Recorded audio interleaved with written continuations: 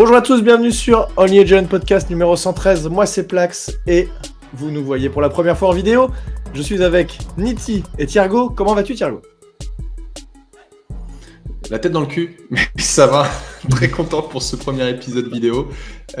C'est un nouveau format qu'on essaye. On va voir si ça marche bien. Et puis on a un sujet passionnant à aborder qui est la draft qui a plus que quelques semaines du moment où on enregistre ce podcast. 2 semaines, non ? Quand on enregistre, on est le 11 avril, ça doit être dans 2 semaines, je pense. Je sais pas la date exacte, mais ça doit être ça. Niti, comment ça va ? Chez moi, mais ouais, allez, ça va, hein, c'est bon. Comment ça va, Niti ? Plax, Thiergo, bonsoir à tous. Oui, ça va très bien. Oui, c'est dans 2 semaines. C'est le 25 avril, la nuit du 25 avril. Enfin, le matin du 26. Ouais. Thiergo, donc, et jusqu'au 27 avril. Donc, c'est voilà. Ouais, j'espère. On tente un truc avec cette vidéo. Est-ce que le son va être bon ? Est-ce que l'image va être bonne ? Est-ce que ça va être intéressant ? On a prévu des trucs, donc on va voir ce que ça va donner. En tout cas, on teste ce genre de choses-là. On peut voir que Niti a un ballon Kipsta 520 derrière lui. Non, c'est un Décathlon ou pas ? Est-ce que c'est un Décathlon ? On dirait un Décathlon. C'est un 395 à Darmour. Ah, bah d'accord, ok. Bon, j'ai n'importe quoi. Ouais. J'ai vu que chez Decathlon, on s'en fout complètement, c'est pas du tout le sujet. Chez Decathlon, ils ont des gants de foot américains maintenant dans le Decathlon à côté de chez moi. Alors là, je pensais pas qu'ils étaient jusque-là. Ils ont du matos. Tu peux acheter des gants de foot américains. Bref, peu importe, on s'en fout. On va, avant de parler de cette draft, donc évidemment, Niti, le spécialiste de la NCAA qui va nous donner plein d'infos sur plein de joueurs. On va pas évidemment faire les 7 tours, mais on va essayer d'un peu s'imaginer ce qui va pouvoir se passer au moins sur les premiers tours. Et surtout, c'est évidemment le premier pick qui nous intéresse le plus, comme d'habitude. Juste avant ça, Thiergo, est-ce que tu peux nous dire comment les gens peuvent faire pour soutenir le podcast ? Et je vais vous partager, puisque regardez la magie. Boum, le Patreon, il est là et on peut vous le montrer. On en a beaucoup parlé, on peut enfin le montrer. Comment on fait, Thiergo, pour utiliser et nous soutenir via le Patreon ? Alors, même pour soutenir plus globalement, je pense que la première chose que les gens peuvent faire, c'est s'abonner et liker la vidéo. Ou si vous êtes sur une plateforme, que ce soit Spotify, Deezer, compagnie, enfin voilà, choisissez votre plateforme. Déjà, ça c'est top, ça nous aide beaucoup. Et puis, si vous voulez aller au niveau supérieur, vous avez le Patreon que vous voyez ici, c'est patreon.com/OnlyGiantPodcast avec différents niveaux mensuels. Alors, il n'y a pas de donation one-shot, mais si vous voulez faire une donation one-shot, c'est très simple. Vous choisissez votre niveau, vous cliquez, vous attendez d'être débité pour la première fois et puis vous arrêtez quand vous voulez. Ça nous aide beaucoup, ça permet de payer les frais d'hébergement du podcast, tout un tas de trucs, des goodies qu'on distribue. Et voilà. Que vous participiez au Patreon ou pas, le fait que vous soyez là, ça compte déjà énormément pour nous. Et évidemment, si vous vous abonnez, abonnez-vous au stade Eli Manning, bien sûr. C'est le plus important. Et c'est ce qu'on oublie de dire à chaque fois, c'est que selon le niveau du Patreon que vous avez, il y a différentes récompenses que vous recevez. Hein. Et est-ce qu'on a déjà eu quelqu'un qui s'est abonné au stade Eli Manning ? Oui, 2 fois. Il y a eu 2 donations une fois. Bien sûr, les gens ne sont pas abonnés à vie au stade Eli Manning. Il y a eu des donations ponctuelles déjà sur ça. Ça nous a vraiment beaucoup aidé l'année dernière. Ça, c'était vachement cool. Et tu parlais des goodies. On va pouvoir, j'espère, en début de saison, gagner un t-shirt. Puisqu'il y a certains stades, si tu t'abonnes au stade Eli Manning, tu gagnes un t-shirt. Mais on va essayer de faire un petit concours pour ça. Bref, on va pas parler de ça trop longtemps. Je vais revenir sur les webcams et on va pouvoir parler de cette draft. Alors, avant qu'on parle du tour 6, il y a plein de choses. Je pense qu'on a plein de choses à dire. Je sais même pas dans quel ordre commencer. Je voudrais juste rapidement parler de l'ordre des picks. Donc, on a le choix numéro 6 à l'heure actuelle. Ça veut pas dire qu'on y restera. Peut-être qu'on peut monter, qu'on peut descendre, on va voir ce qui va se passer. Juste, je voudrais voir avec vous, et puis Niti, je sais que tu as fait sur ta jeune actu, tu as fait pas mal de mock draft et tout ça. Est-ce que peut-être que tu vas pouvoir nous dire ce que vous en aviez pensé à ces moments-là, mais donc, Chicago Bears, ils ont plus de QB. En gros, Caleb Williams, il n'y a pas trop de doutes. Il ne devrait pas y avoir trop de doutes, hein, mais après, on ne sait jamais. Hein, le soir de la draft, tout peut changer. Bien sûr. Mais je pense que, à mon avis, ils sont en échangeant Justin Fields, à mon avis, ils ont passé un message. Le premier choix n'est pas à vendre, et à mon avis, c'est-à-dire qu'ils ont fait tous les scénarios possibles et envisageables pour ce premier choix. Et donc, avec le premier choix, ils vont choisir un quarterback. Il y a de grandes chances que ce soit Caleb Williams qui sera choisi dans la nuit du 25 au 26 avril pour ceux qui sont en France. Ok, bon, je pense de toute façon, dans tout ce que j'ai pu écouter, parce que j'ai écouté un paquet de podcasts qui parlaient des drafts, de ce qui pourrait se passer pour les Giants, ils sont tous à peu près d'accord. Ensuite, on a les Commanders. Bon, là aussi, pas trop de doutes, ils ont envoyé leur QB, je sais même plus où, mais en tout cas, ils ont plus de QB pour l'instant.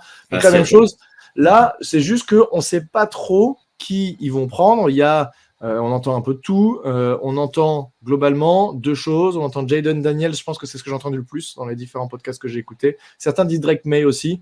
Bon, là aussi, je pense que ça va être l'un des deux. Il n'y a pas trop de doutes. C'est l'un ou l'autre. En tout cas, les Commanders, c'est un peu eux qui vont donner le ton de la soirée. C'est-à-dire que Chicago, on sait qui ils vont prendre. Et après, Washington, tu vois, il y a deux choix. Donc, c'est soit Jayden Daniels, soit Drake May.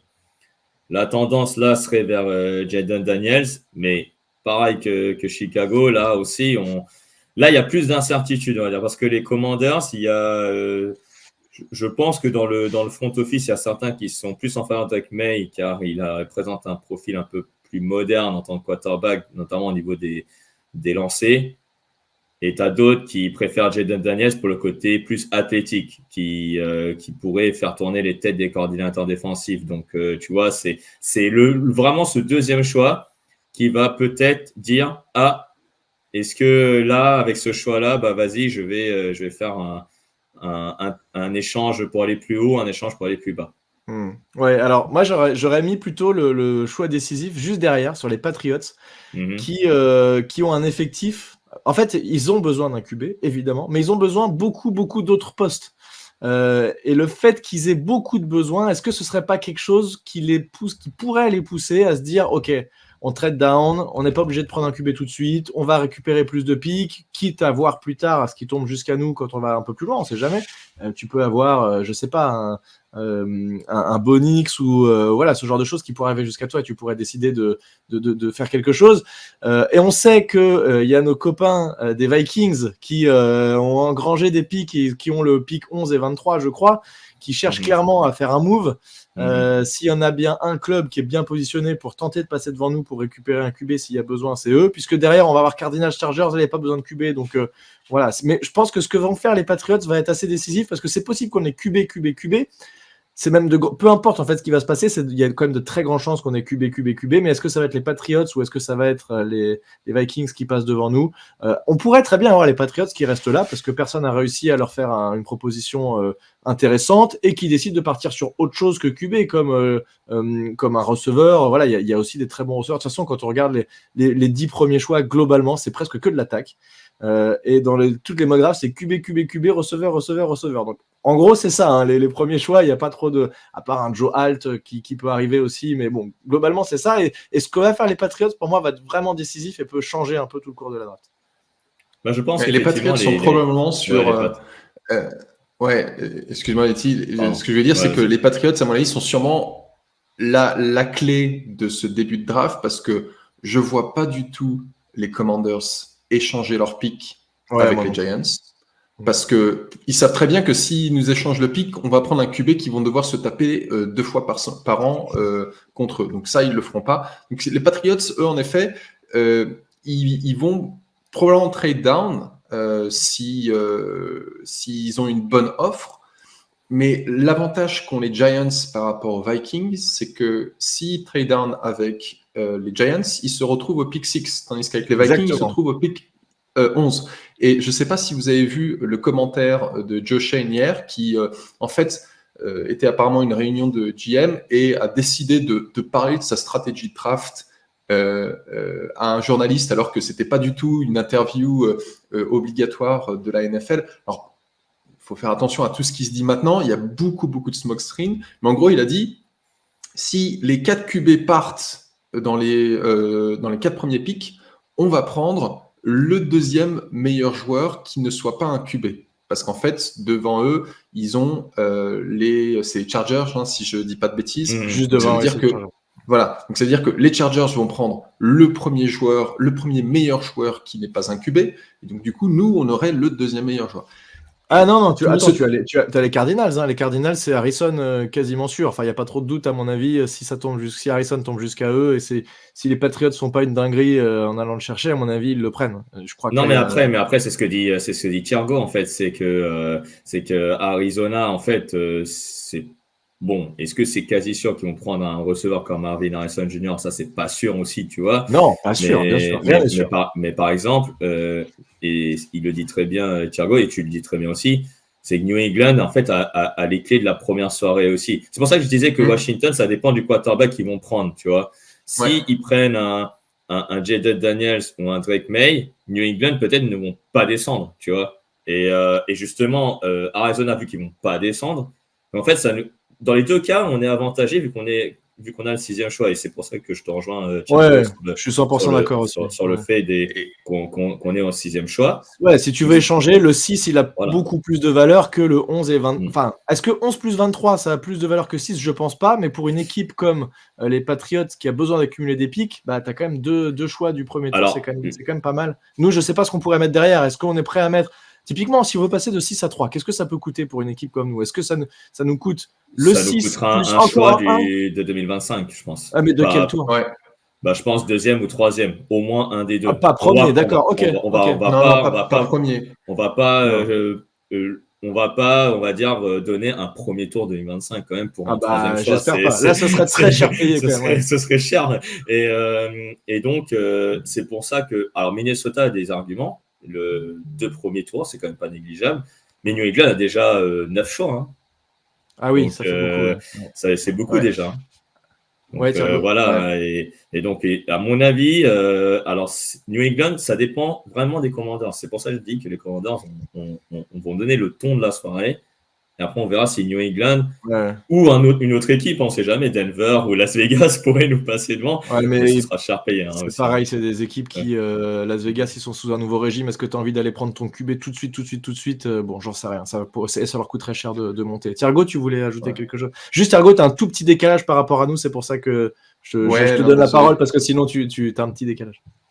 Ça, c'est les 17 000 km de décalage. Ah bah oui, la fibre optique, c'est compliqué. Ouais, ça a ses limites. Non, enfin, je pense que je rejoins tout à fait ce que vous avez dit. Hein, on est en meilleure position. Ça nous coûtera moins cher de monter que pour les Vikings. Et puis, je pense aussi que le message, parce que c'est pas anodin que Joe Schoen donne sa stratégie de draft publiquement. Il le fait pas vraiment, ce sont des smokescreens, mais il envoie un peu un message à toute la ligue en disant, en fait, je suis à une position de la draft où vous pouvez vous taper un top joueur. Donc, en gros, ce qu'il est en train de dire, c'est on n'est pas certain de drafter un QB, parce que tout le monde dit les Giants vont drafter un QB, et lui, en fait, il dit, mais en fait, on a beaucoup de besoins, donc on va pas forcément prendre un QB. Et puis, si on peut pas prendre un QB, parce qu'il dit bien, si les 4 premiers picks sont un QB, donc ça sous-entend que quelqu'un prenne la place des Cardinals pour drafter JJ McCarthy. Enfin voilà, on connaît les 4 gars, on en parlera peut-être un peu plus tard.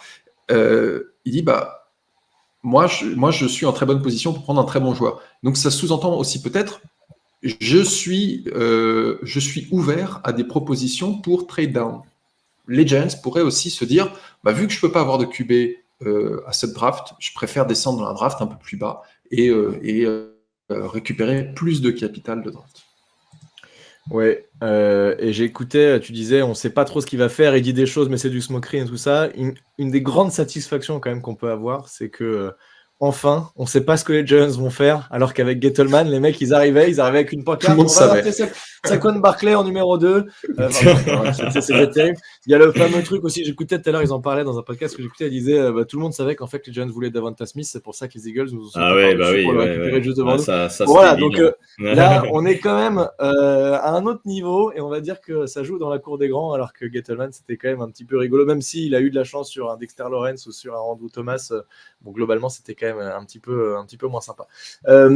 Bon, voilà, donc on va arriver donc sur le pic, sur le choix numéro 6. Donc là, peu importe un peu à la limite, est-ce qu'on est en 3, est-ce qu'on est en 6, est-ce qu'on est en, je sais pas, même juste 5, parce qu'on a estimé qu'il fallait juste qu'on monte, c'est possible. Hein. Tu peux te dire, tiens, c'est les Chargers, bah, on les appelle, on leur dit, bah voilà, les gars, laissez-nous passer, on vous donne je sais pas quoi, mais au moins on évite, parce qu'on sent que les Vikings sont en train de s'agiter derrière. Donc ça, c'est aussi possible. Mais peu importe.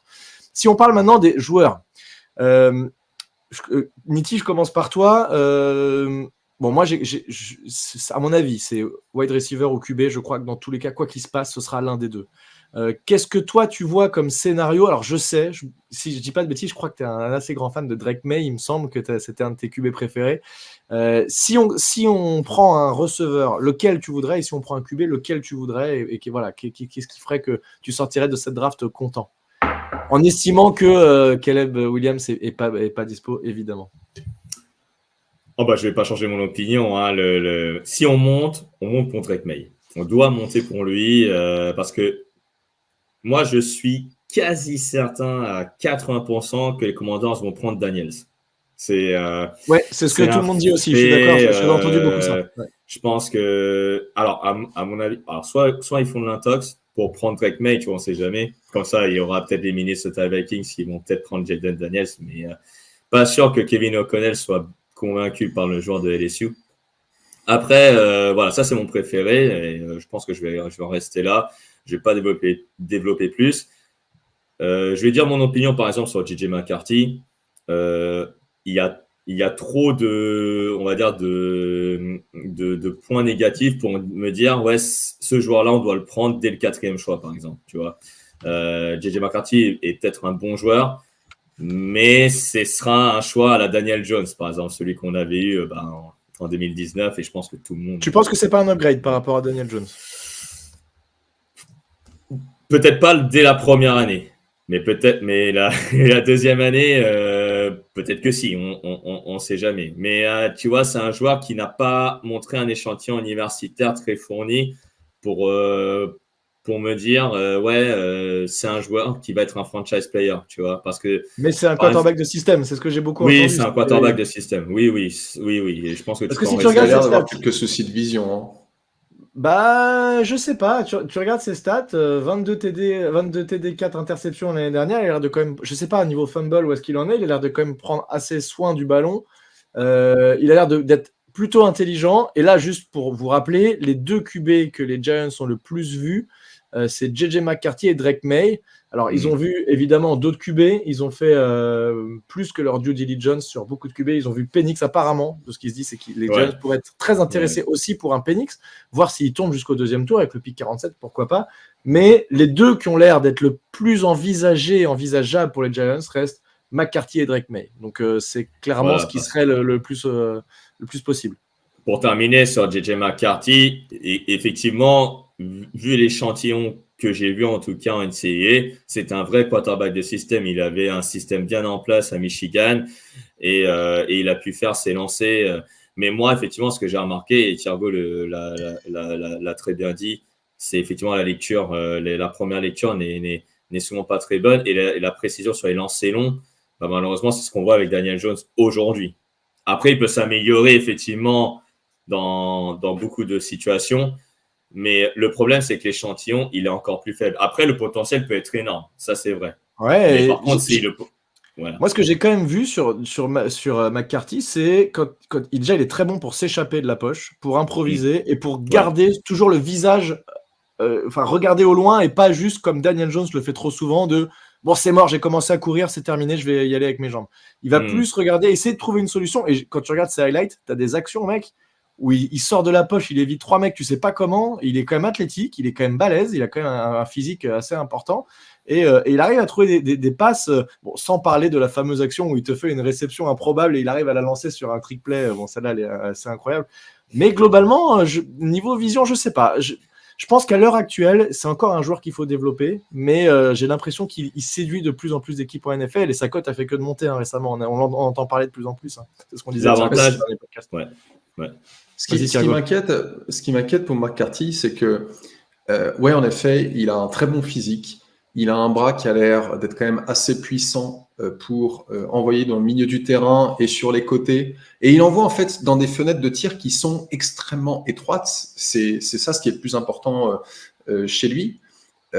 Mais j'ai l'impression aussi qu'il a bénéficié d'une ligne qui était quand même correcte et d'un très très bon running game. Il va arriver chez les Giants. On a une ligne qui s'améliore, certes. On a plus de running game. Sur le papier. Sur le papier, on a une ligne qui s'améliore. On a potentiellement perdu tout notre running game et nos deux meilleurs receveurs sont Wan'Dale Robinson et Jalin Hyatt. On a juste perdu Saquon Barkley, les gars. On n'a pas perdu tout notre running game. Donc c'est ça. Et c'est ça ce qui m'inquiète. En fait, c'est-à-dire que je suis sûr qu'il a plein de talent, ce gamin. Et je crois qu'on en parlait dans un précédent podcast où en fait je disais si on devait le drafter au tour 10, enfin au pick 10 ou 15, pourquoi pas. Par contre, ce qui m'inquiéterait vraiment, c'est si on faisait un trade-up pour prendre JJ McCarthy. Là, je ne comprendrais pas. Okay. Alors, donc est-ce que vous seriez d'accord pour dire si on trade-up, on prend Drake May, si on reste en 6, pourquoi pas McCarthy, voire trade down, mais très honnêtement, j'ai quand même des doutes qu'il soit disponible plus loin que 10. À mon avis, ça paraît pas possible. Non, il partira en 4 max. McCarthy Il y a une équipe qui montera pour lui, je suis quasi persuadé. Il y a beaucoup de hype. Donc tu penses que si on veut McCarthy, on ne peut pas rester en 6. Si on reste en 6, on n'aura jamais. Oui, non, là par contre, je vais être catégorique. Ouais. Il ne partira pas au-delà du choix 4. Ok, je vais faire un chiffre de ça. Voilà. Non, mais tu peux le faire, clairement. Parce que si 4, mec, t'imagines, on en parlait il n'y a pas longtemps, limite c'était même pas premier tour pour lui et maintenant ça y est. Mais à chaque draft, c'est ça. À chaque draft, c'est un tir qui sort de nulle part. Ouais. Et c'est ça en fait ce que je comprenais pas avec McCarthy. J'ai mis beaucoup de temps à voir ce qu'il faisait de bien parce que je me disais, mais en fait, je comprends pas ce qu'il a de bien par rapport à un Drake May ou un Jalen Daniels. Ouais. Et il y a du positif, c'est sûr, mais comme disait Nitti, il y a des soucis de vision et surtout les lancers longs. Les lancers longs sont régulièrement imprécis parce qu'on ne lui demandait pas souvent de faire ça. Et je pense que s'il arrive chez les Giants, en fait, s'il est dans une équipe avec une attaque qui a quelques bons receveurs et une ligne qui est capable de le défendre, il pourrait s'en sortir. Mais il n'aura pas ça chez nous tout de suite. Donc ça voudrait dire que si tu prends un JJ McCarthy, il faut qu'il soit sur le banc au moins sur la première saison. Ah mais c'est ce qu'il arrivera pour se développer. Ah mais de toute façon, là alors on n'en a pas parlé, mais quoi qu'il arrive, moi je suis persuadé que le titulaire cette année c'est Daniel Jones. Ça c'est même pas une question. Pour moi le QB qu'on prend, on va le développer. Donc ça dans tous les cas ça arrivera. Que ce soit si c'est JJ McCarthy, si c'est Drake May, ça va être la même chose. Petite question sur Drake May quand même parce que vous avez l'air de dire oui. Il n'y a pas de doute, ça va être un super QB. Je n'ai pas entendu forcément que ça. J'ai entendu beaucoup d'inquiétudes de la part de certains scouts que j'ai pu écouter qui disaient il y a une irrégularité qui me gêne et voilà, il va faire des trucs incroyables et disparaître pendant quelques jeux, quelques actions, voilà. Qu'est-ce que tu en penses, toi, Nitti, de ça ? Est-ce que ce côté irrégularité, c'est quelque chose que tu as vu et qui peut potentiellement être un peu inquiétant ? Oui, je ne peux pas le nier. C'est certain. C'est un rookie. Ça va être un rookie, en tout cas en NFL. En NCAA, malheureusement, à North Carolina, je vais le défendre, on va dire, en disant qu'il n'avait pas les meilleurs receveurs du monde, ni la meilleure ligne offensive du monde. Mais en même temps, si la ligne aussi l'a bien protégé, si les receveurs ont démarqué, parfois, il peut se comporter comme un mec qui va chercher le gros jeu, on va dire le gain lointain et pas jouer simple. Mais justement, c'est ça où là, je suis un peu plus rassuré, c'est que lui, il les a fait, ces erreurs-là, et je me dis, avec son intelligence de jeu et son QI football qui est assez développé, vu qu'il a quand même joué 2 saisons titulaires, je me dis que ça peut se gommer facilement. Alors que JJ McCarthy, et là, ça rejoint ce qu'on dit, c'est que l'évaluation n'est pas tellement complète, on va dire. Alors que Drake May, il a cette évaluation complète. Il a fait des choses avec May l'an dernier que j'ai pas aimé du tout. Par exemple, contre Virginia, voilà, on voit pas l'évaluation sur PFF. Non, il n'y a pas tout. Bah non, je suis pas abonné. Mais contre Virginia, par exemple, il a été mauvais. Et pourquoi comment tu expliques ce 2022, 37 TD, seulement cette interception, et quand même une régression statistique sur l'année d'après, 24-9. Voilà, qu'est-ce qui s'est passé? Moins bonne saison de manière générale, moins bonne équipe, c'était quoi un peu le Il y a eu un changement de coordinateur, si je comprends bien, à North Carolina. Donc ça a pu aussi jouer. Mais bon, fatalement, il va aussi changer de coordinateur en arrivant au NFL. Il va devoir apprendre un nouveau système.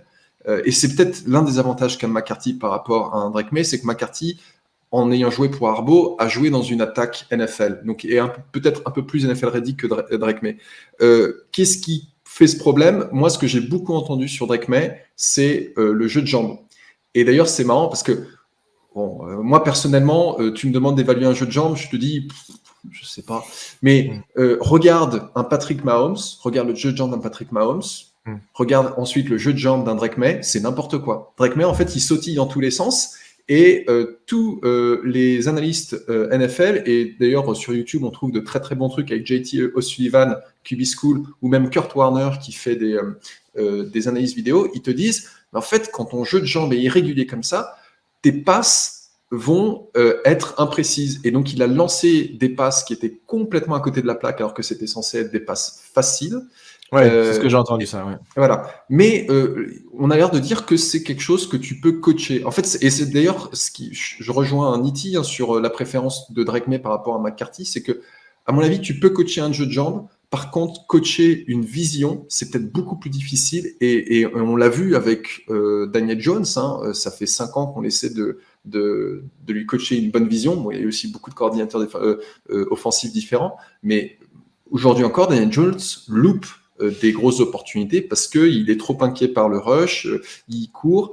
Et pour moi, je préférerais travailler avec un Drake May où tu lui dis, bon, voilà ton jeu de jambes, voilà ce qu'il faut que tu fasses. Il y a peut-être aussi la mécanique de lancer qui est améliorée par rapport à d'autres prospects. Je ne sais pas ce que tu en penses, Nitti. Non, la mécanique, pour moi, elle est assez bonne. Effectivement, ça reste toujours à améliorer, mais pour moi, c'est pas inquiétant, je trouve. C'est plus effectivement la mobilité, le jeu de jambes. Il n'a pas, par exemple, la mobilité d'un Jaden Daniels et il n'a pas, par exemple, la capacité d'improvisation que peut avoir un Caleb Williams. Tu vois, c'est plus ça. Ouais. Sur Daniel Jones, toute cette histoire de vision, tout ça, Daniel Jones, moi je pense qu'il est juste terrorisé maintenant et qu'il s'est tellement fait martyriser derrière une O-line horrible qu'il a plus aucune confiance. Est-ce qu'il arrivera à retrouver un jour une confiance en une O-line? Je sais même pas si c'est possible au stade où il en est arrivé. Les blessures au cou, toutes les voilà. Parce que je pense c'est le syndrome David Carr. C'est le syndrome David Carr des Houston Texans qui était un super prospect qui s'est fait démonter en NFL parce qu'il t'es pris des tapes dans la gueule pendant 4 saisons où tu as fait que de bouffer la pelouse tout le temps. Voilà, il y a que Eli Manning qui arrive à dire moi je m'en fous, t'inquiète. Ça peut être traumatisant aussi à un moment, tu vois. Évidemment, mental. Non, c'est clair. Donc là, je pense qu'il y a quelque chose qui est un petit peu brisé, mais ça ne change pas que, en tout cas, ce sera lui qui sera titulaire. Et là clairement, tu le vois, de toute façon, il n'a jamais été très bon, Daniel Jones, pour faire 3-4 lectures. Il y en avait une, si c'était mort, il courait. Donc, globalement, c'est encore pire maintenant. Donc, bon, on verra bien ce que ça va donner. Mais bon, voilà, sur les QB, en tout cas, je pense que c'est ce qu'on pouvait dire. On va peut-être pas aller jusque potentiellement.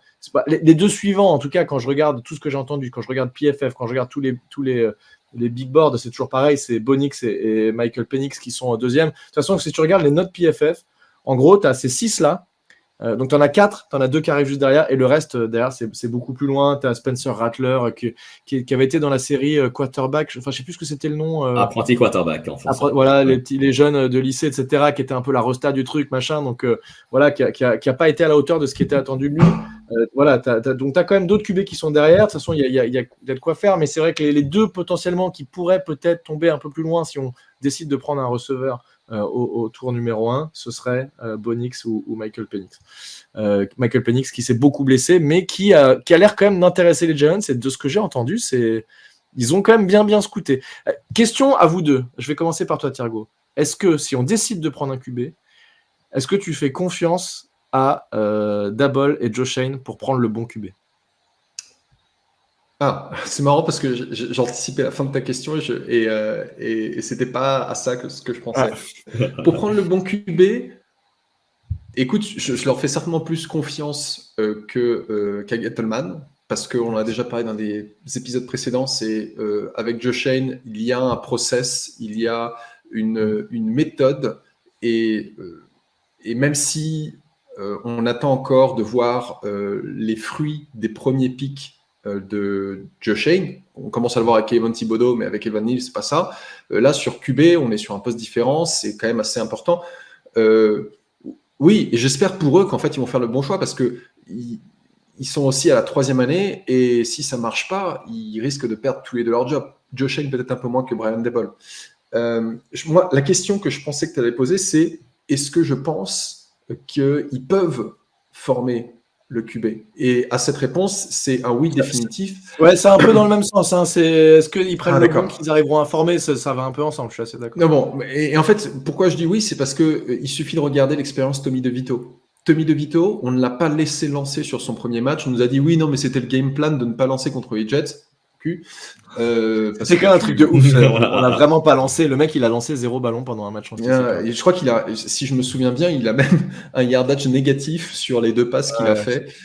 Mais Tommy DeVito, sans dire qu'on a fait une superstar, on a fait de ce undrafted rookie un titulaire capable. On a fait une superstar pendant 3-4 matchs et oui, mais faire des réseaux sociaux. C'était un titulaire capable contre des équipes en dessous de la moyenne et puis après on est arrivé contre les Saints qui lui ont mis une grosse tarte dans la gueule et c'était fini. Mais ce que je veux dire, c'est que en très très peu de temps, on a été capable de travailler avec un undrafted rookie et à le faire fonctionner. Donc si que tu prennes n'importe quel joueur, ça peut être Jalen Daniels, Penix ou qui d'autre, je pense qu'avec le staff qu'on a, on est capable de le développer en un titulaire capable. Ouais, moi je pense ils sont capables d'analyser pour prendre la bonne personne qui correspond bien à ce qu'ils veulent et derrière de le développer. Il y a eu l'expérience Josh Allen, hein, après voilà. Tiens, d'ailleurs Nitti, j'ai beaucoup entendu Josh Allen, Drake May, un peu similaire en termes de recrutement, etc. Toi, est-ce que tu penses Nitti qu'on est capable et est-ce que tu leur fais confiance pour recruter le bon et ensuite pour le développer? Tu le sens bien ça? Recruter le bon 100%, développer 100%. Voilà. Il n'y a pas de doute. Voilà. Alors, l'exemple que tu as donné, Thiago, de Tommy DeVito est évidemment justifié, mais il y a eu Josh Allen quand même derrière. Oui, je n'ai pas pensé à lui, mais c'est vrai que c'était le meilleur exemple. Et Josh Allen était quand même l'assistant manager général de Brandon Beane, donc il a quand même donné son avis quand même sur Josh Allen, et aussi Brian Daboll l'a développé. Donc, et Mike Kafka a entraîné Patrick Mahomes, donc je pense que je leur fais confiance à 100%. Et après, si le quarterback n'est pas bon, il n'est pas bon, très bien, mais je pense qu'on va pas envisager cette hypothèse. Le but, c'est de le développer, vu qu'on l'a déjà fait sur quelques semaines avec Tommy DeVito. Là, entre la période de draft et le début de la saison, il y aura quasiment 4 mois. Je pense qu'en 4 mois, ça devrait, on va dire, être un produit pas encore fini, mais au moins un produit qui sera prêt, peut-être dans quelques semaines, à jouer les dimanches, quoi.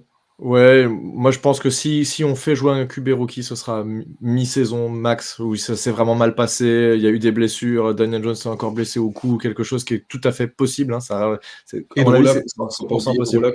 Oui, Drew Lock aussi, c'est vrai qu'on a signé, donc je pense que tu as raison, hein, c'est plutôt un vétéran qui va jouer cette saison qu'un rookie. Mais c'est très bien, je pense que ça a fait ses preuves et c'est ce qu'il faut faire, laisser le rookie, mettre un rookie direct, et c'est pas ce qu'ils ont fait l'année dernière, les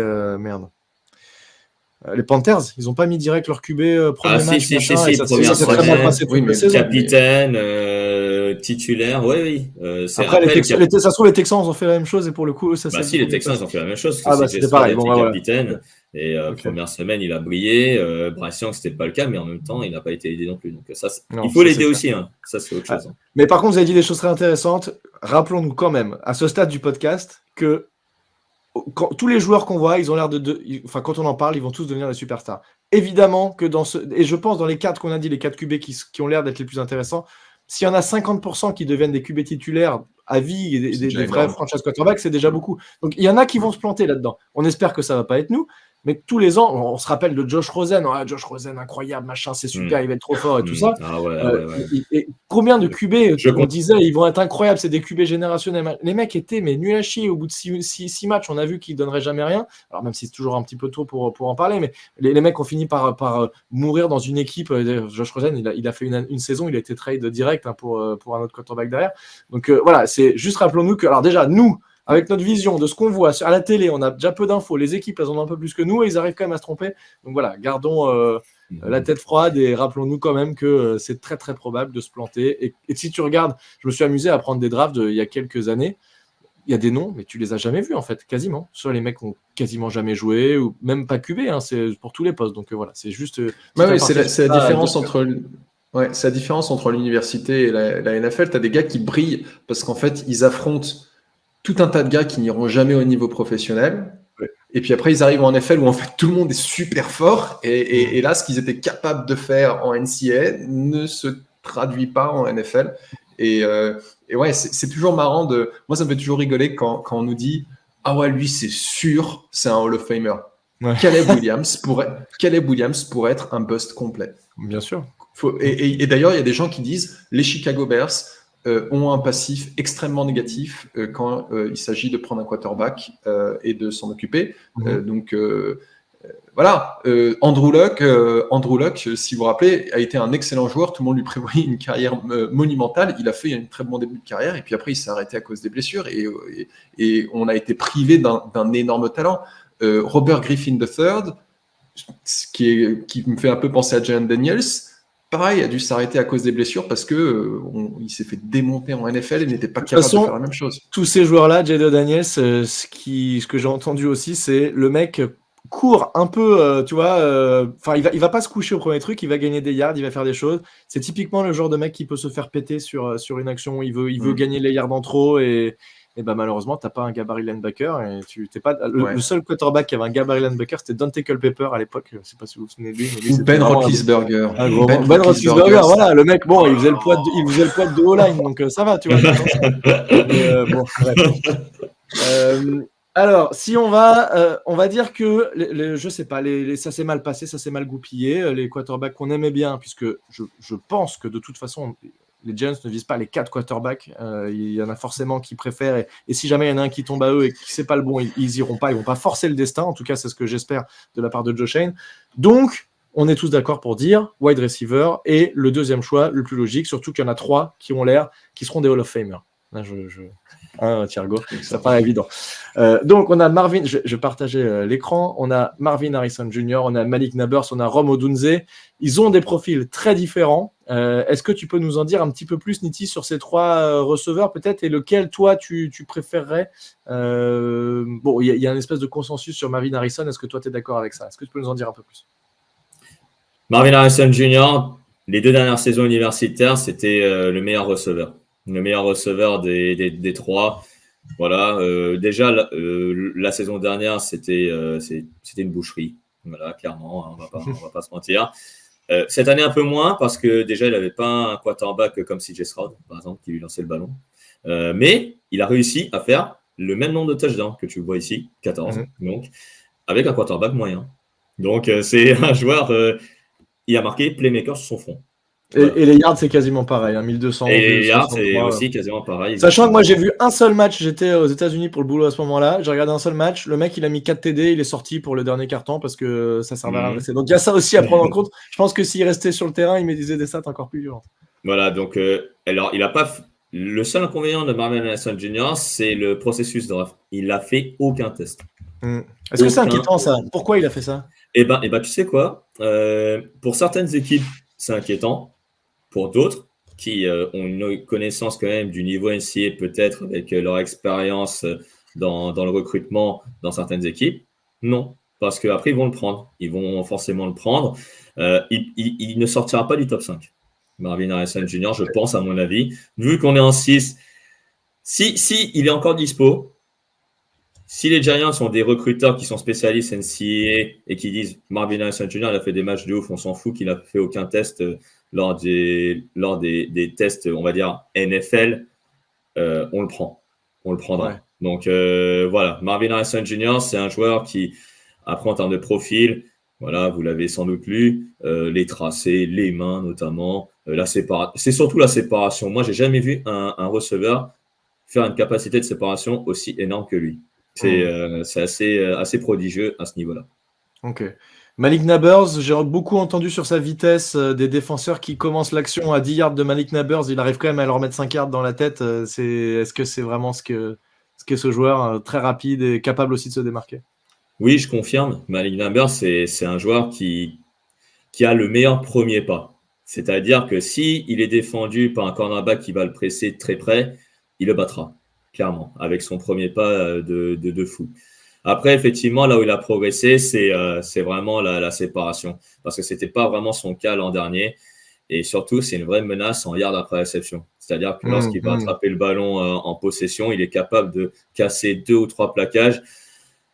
Il vient quand même d'une université qui a produit un certain Ja'Marr Chase ou un certain Justin Jefferson.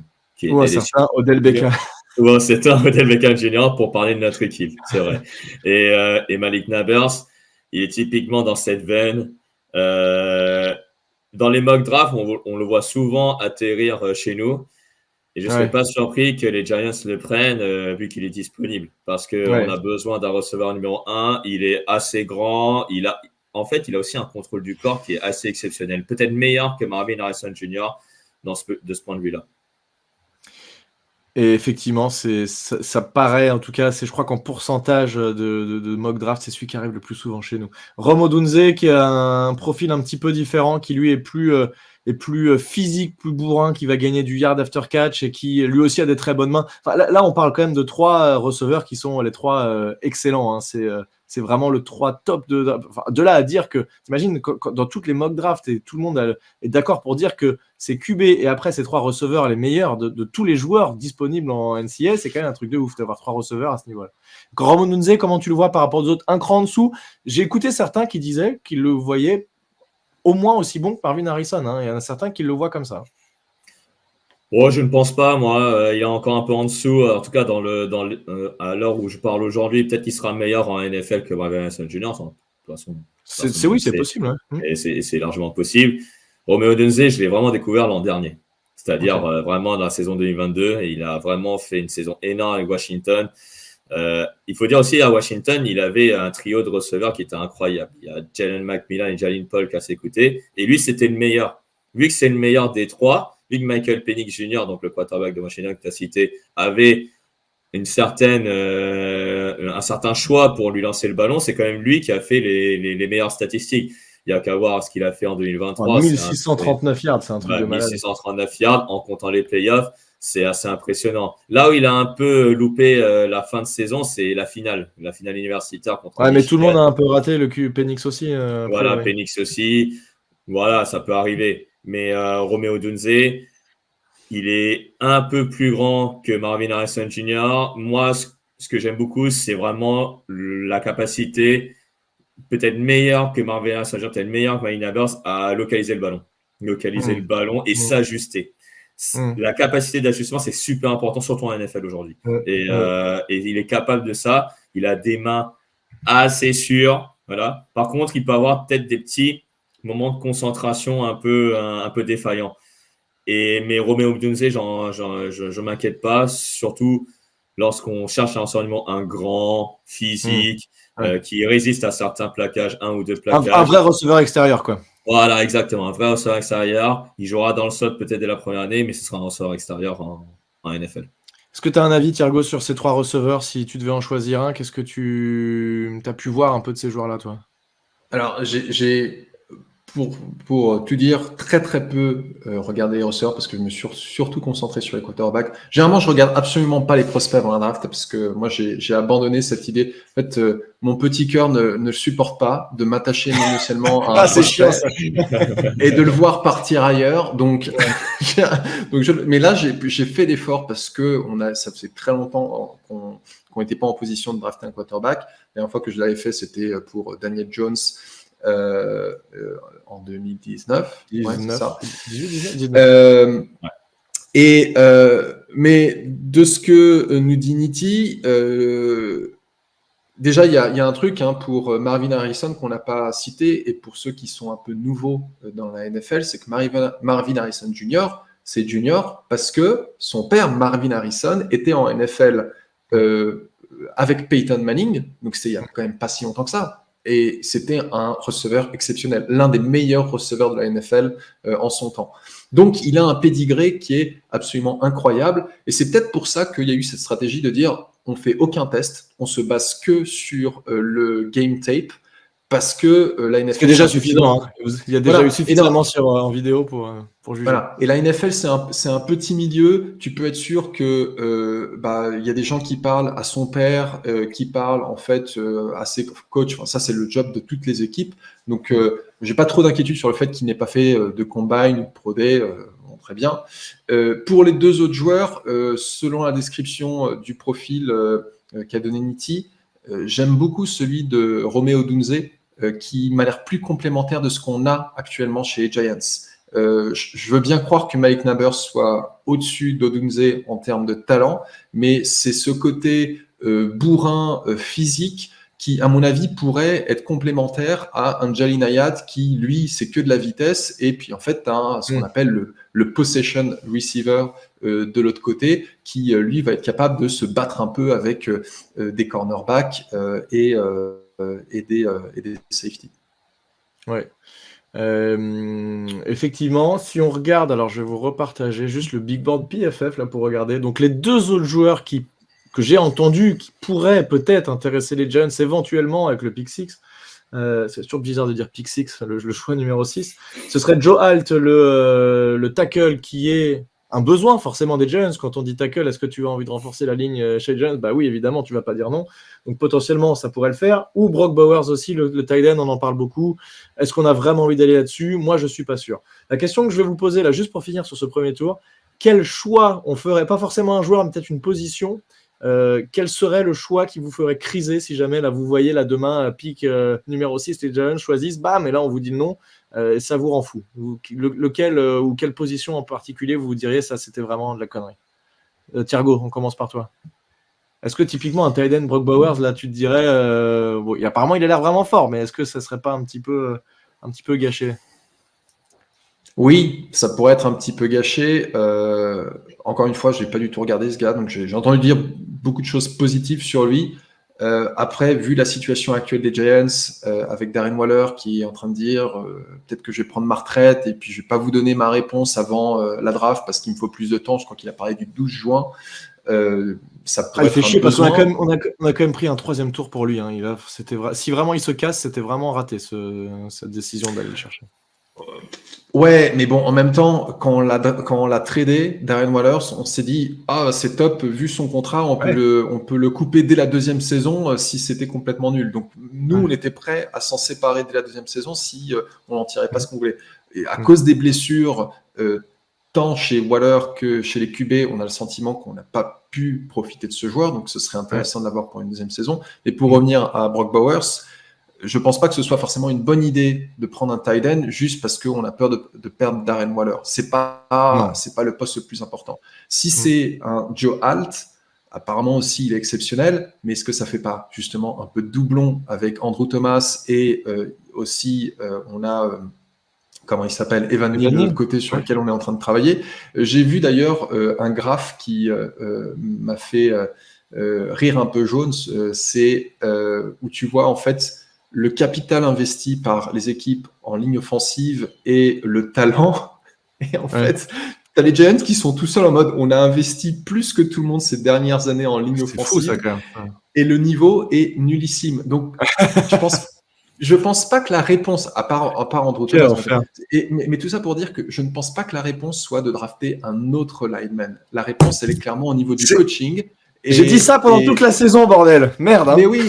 Mais voilà. Et c'est ce qu'on va voir. J'espère qu'on va voir justement de l'amélioration avec Carmen Bricillo. Donc c'est pour ça que tout à l'heure, un peu plus tôt dans le podcast, je disais si on peut pas avoir ces receveurs, si on peut pas avoir les QB qui nous intéressent, peut-être que la meilleure option c'est de trade down. Qu'est-ce que t'en penses, toi, Nitti ? Quel joueur, toi, tu peux même nous donner un nom de joueur, parce que tu les connais tous, les 400 joueurs du Big Board de PFF. Lequel tu te dirais qui serait potentiellement possible, mais en même temps, si on le prend, tu dirais, putain, là, c'était vraiment de la connerie. Ce qui m'inquiéterait, Vas-y. c'est un défenseur. Un cornerback surtout. Un cornerback. Parce que la cuvée de cornerback, je vais pas te mentir, elle est quand même pas mal cette année. Elle est vraiment pas mal. Donc là, je vois un fichier Là, je suis en train de regarder le premier joueur dans leur big board à eux. Alors, ça fait pas consensus non plus pour tout le monde, mais c'est un D-line.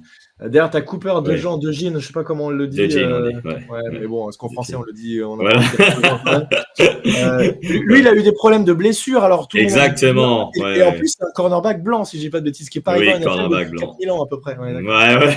Et il s'est sauté, voilà, comme on dit. Donc en fait, là, on a les 7 premiers joueurs qui sont des joueurs d'attaque et ensuite les 3 suivants qui sont des défenseurs et deux cornerbacks. Et tu vois, vas-y. Maintenant, vas-y. Et donc, tu vois, justement, si on prenait. Alors, j'ai même pas pensé à lui. Tu vois, c'était le 10e, là, Quinion Mitchell, que moi j'adore, personnellement.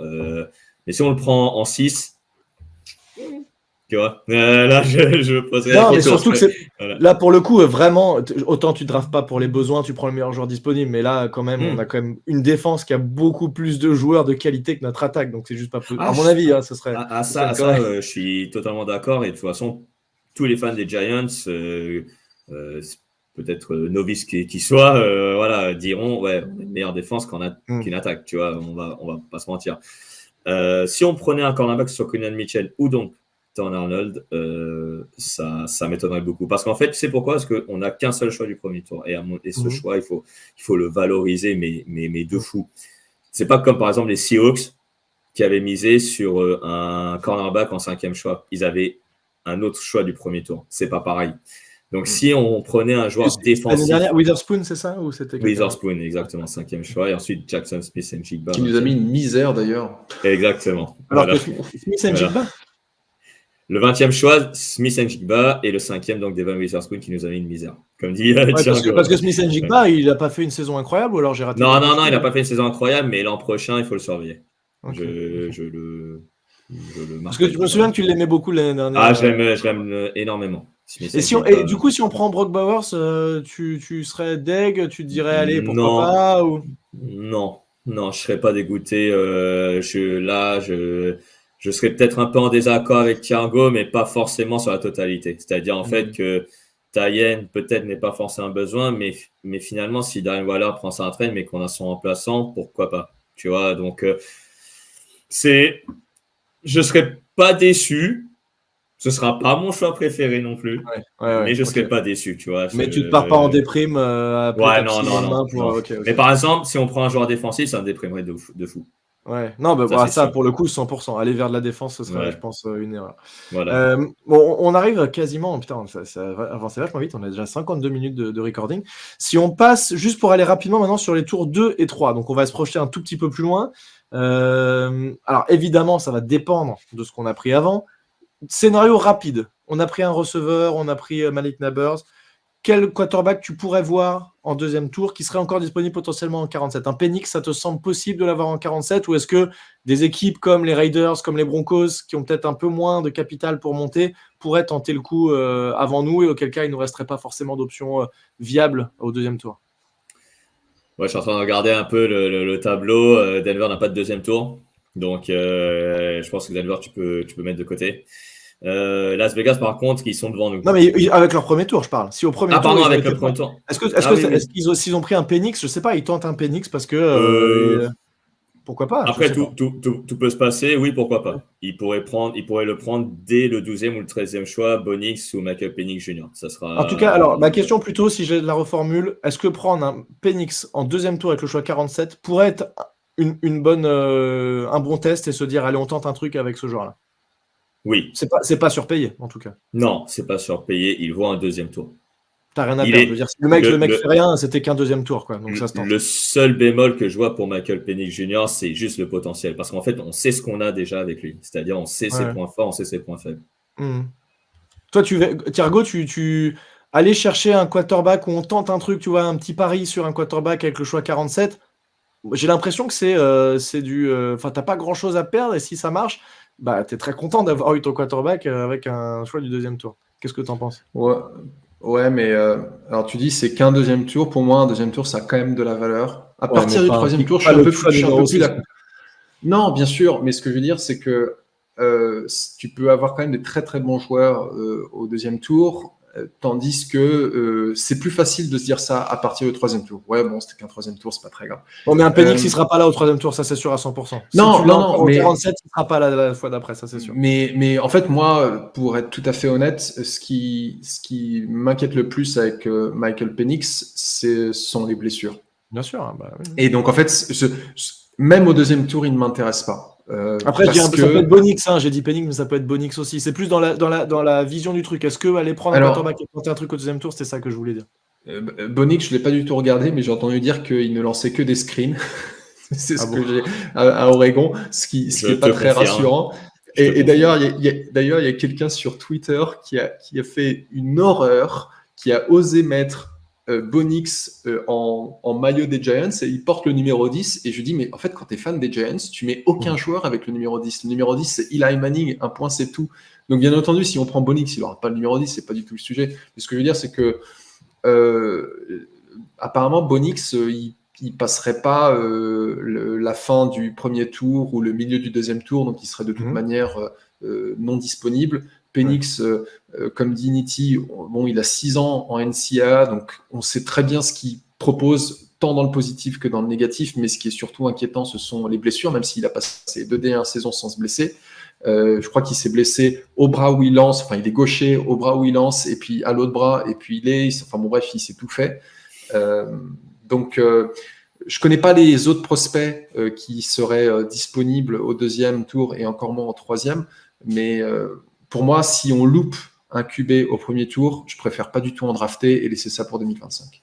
Est-ce que tu peux nous donner, Nitti, un nom, du coup, si on se dit qu'allez, on a été prendre un QB, on a trade up, j'en sais rien, je sais pas ce qu'on a fait, un nom de wide receiver, puisque ça reste quand même un des besoins les primordiaux. Est-ce qu'il pourrait rester des wide receivers de niveau suffisant pour prétendre être un wide receiver 1 en NFL avec un pick 47? Est-ce que ce serait possible?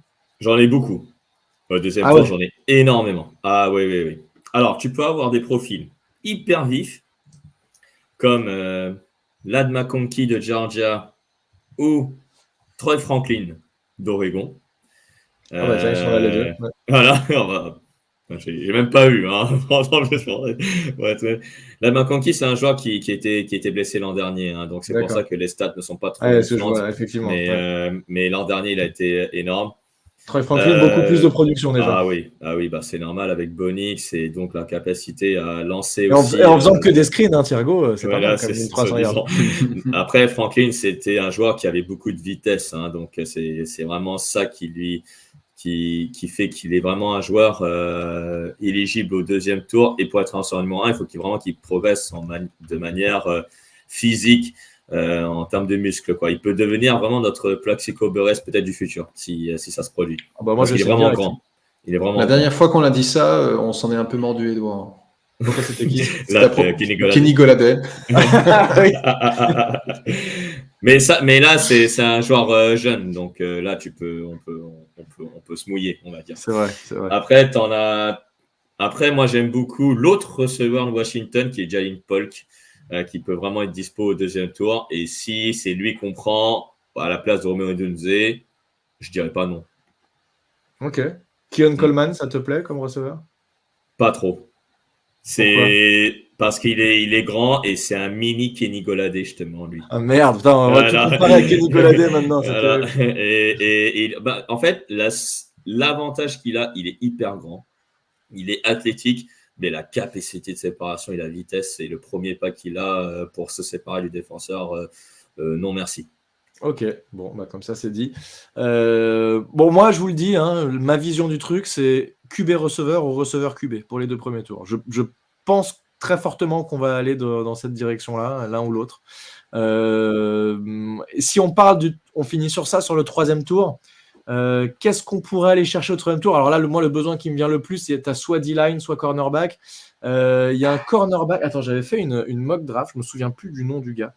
J'avais fait une mock draft et j'ai regardé des vidéos de ce mec-là.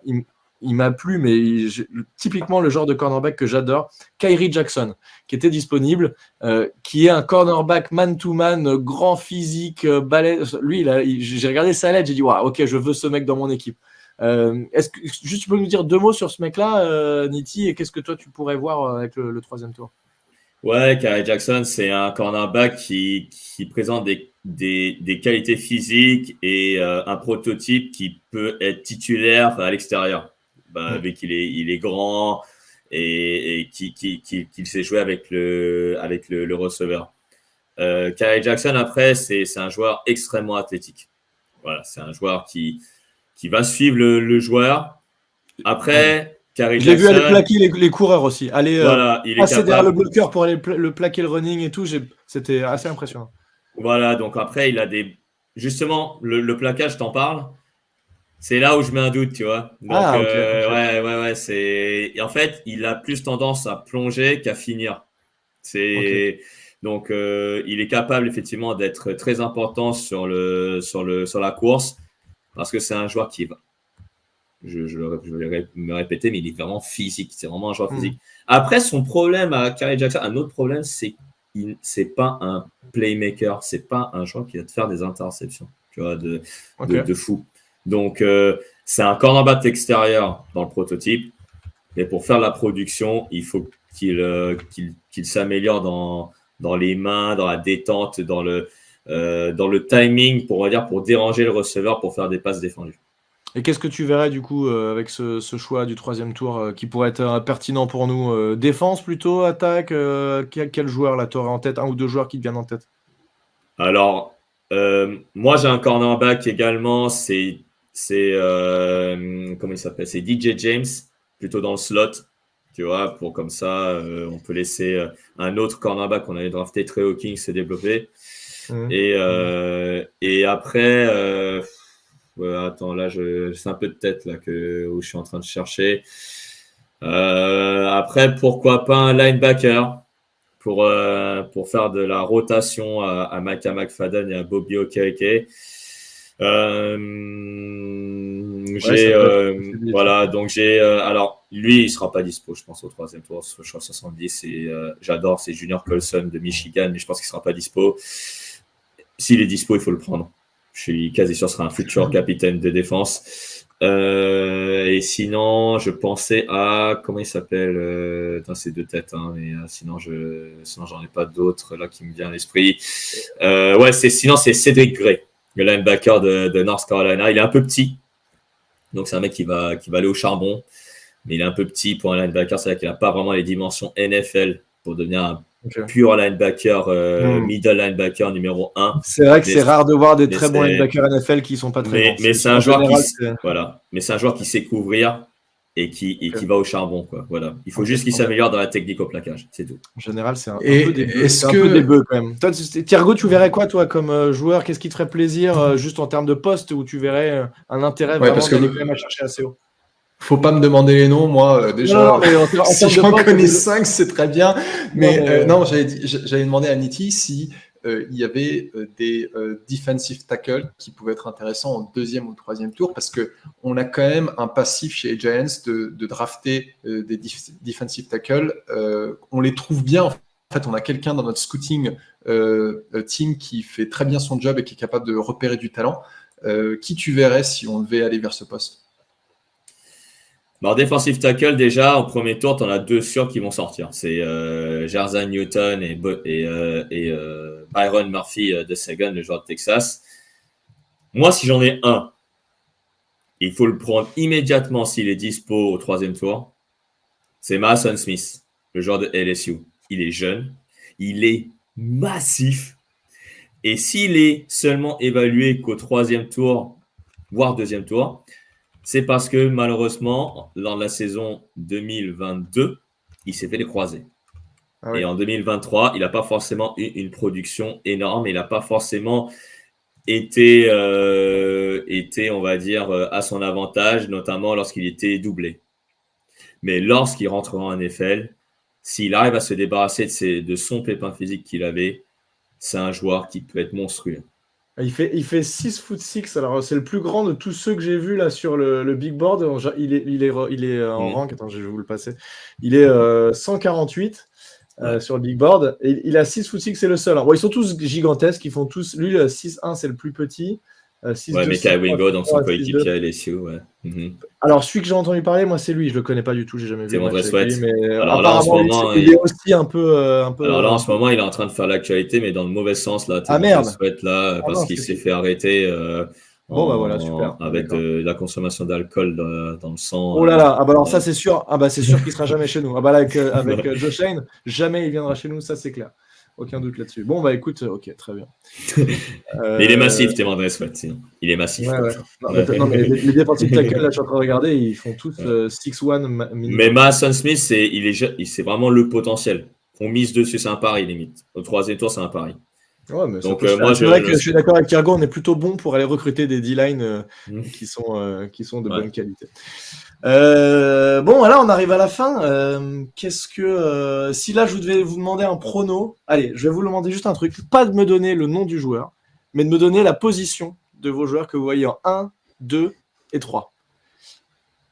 Thiergo, je te laisse commencer. Alors, tu dois me dire deux trucs. Tu dois me donner quelle position on a drafté et est-ce que on a tradé notre premier tour, trade up ou trade down, et, position 1, 2, 3. Allez, on se mouille là, c'est le moment de se mouiller avant la fin du podcast.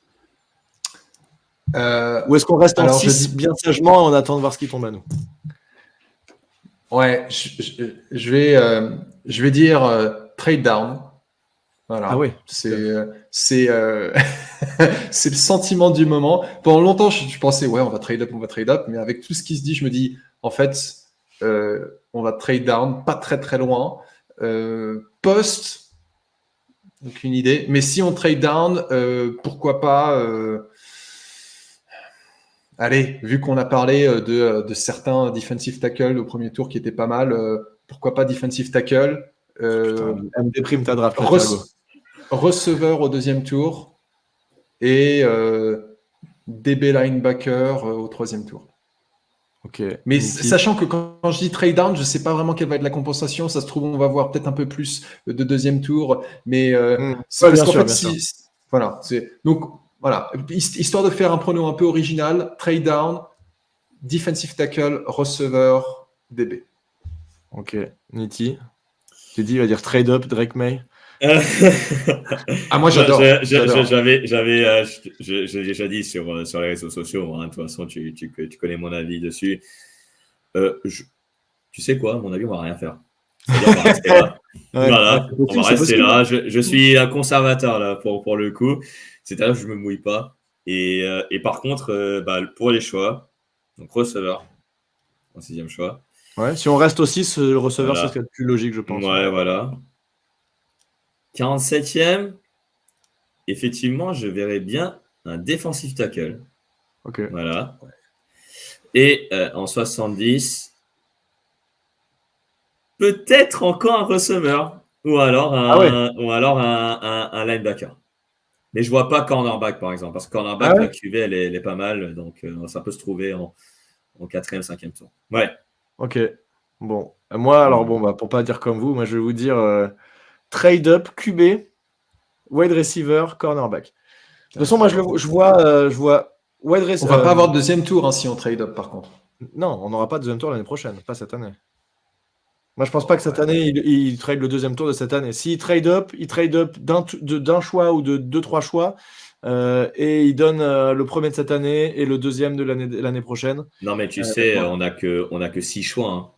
On a déjà que 6 choix, c'est pour ça qu'on ne tradera pas un choix cette année. Il ne faut pas échanger un de nos tours de cette année. Non, c'est pas possible. On n'a que 6 choix. On a déjà, justement, on a utilisé un de nos choix pour aller récupérer Isaiah Simmons.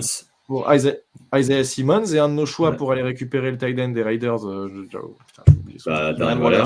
Et puis on a tradé un second tour pour Brian Burns également. Voilà. Donc on a déjà utilisé beaucoup de. Voilà, c'est vrai qu'oublions pas qu'on a quand même eu Brian Burns. Qui, c'est vrai qu'on a presque tendance à l'oublier. En tout cas, moi, je vois vraiment QB wide receiver ou wide receiver QB et corner avec le troisième tour. Je sens il y a un truc là dans ce. J'ai appelé Joe Shine, il m'a dit ouais, c'est ce qu'on va faire. Moi, j'ai hâte d'avoir le débrief. Le podcast de débrief va être super. Il y a plein de trucs à se raconter. Et en fait, c'est ça ce que je préfère justement dans un processus de draft. Je comprends, moi, les gens qui s'investissent beaucoup dans la NCAA comme toi, Niti, et qui connaissent tous les joueurs et qui font les projections. Ça demande énormément de temps qui me manque en ce moment. Et du coup, c'est pour ça, une fois qu'on a les joueurs, je me dis, c'est bon, maintenant je peux me projeter, je peux regarder ces joueurs et me dire qu'est-ce qui va se passer avec eux. Donc, vivement la draft et pouvoir un peu être fixé sur l'avenir des Giants. Je pense qu'elle va être assez folle cette draft et il y a vraiment aucun, à part le premier choix derrière, on n'a aucune idée de ce qui va se passer quoi. Et ça c'est trop cool. Tu peux entendre trade les Giants machin, monte au 3e tour. Enfin, il peut tout se passer et à mon avis, j'espère qu'on sera heureux de ce qui va se passer. C'est pas parce qu'on est heureux juste après la draft que ça veut dire que les années suivantes vont bien se passer et qu'on a forcément fait des bons choix. Mais bon, au moins si on a pu un peu s'amuser pendant le soir de la draft, c'est déjà pas mal. Merci à tous les deux, merci Niti d'avoir participé à ce podcast spécial préparation de la draft. Merci Thiergo, on va te laisser prendre ton 2e café et partir au boulot. Et on vous dit à très bientôt tout le monde, à plus. Ciao. Salut.